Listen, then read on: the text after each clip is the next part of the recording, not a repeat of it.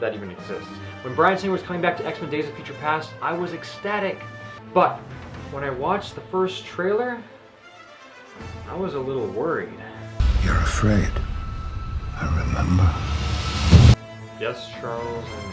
And that being said, let's get right into the meat of it. So these are some jabber predictions I'm dropping. I have not seen the movie. I haven't read the script. These are just educated guesses. You're probably right. I'm not going to be betting anything on it. Starting off with, We've been given a second chance. this is definitely going to be a changing of the guard.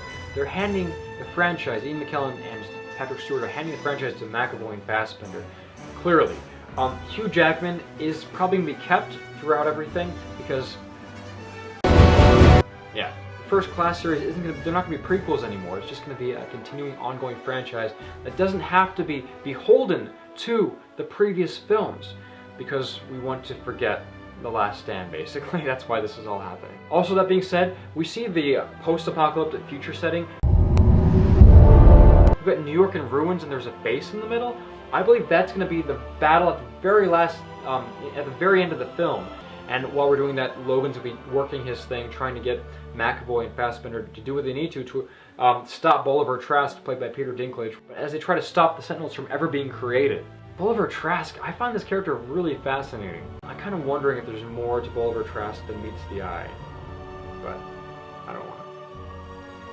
Maybe he's Apocalypse, I don't know. No! Not Apocalypse! We've all seen the temple scenes from the last few trailers.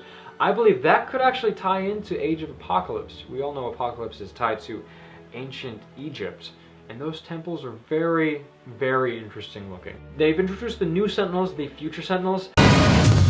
I'm not a huge fan of the whole Thor Destroyer and Gumby love child, but that's what they're going with. The CG isn't done, so it may look better in the final product. Storm's totally a goner.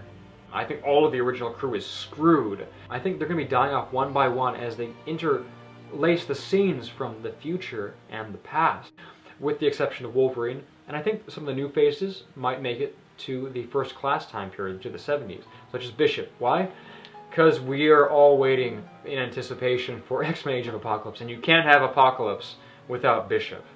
Probably the most important thing I pulled from this is a scene in which Hugh Jackman is saying, Use your power. Bring the X-Men together. I think they're going to pull certain people, as I said earlier, from the future into the past setting. That's because X-Men Age of Apocalypse, from what I've read, is going to be in the 80s. It's going to be in the prequel, the rebooted universe. But I think they're going to find a way to keep some of the people around. And ultimately, they're doing this because, I mean, we want Nightcrawler, we want Colossus, we want Cyclops, we want Jean Grey and all them back.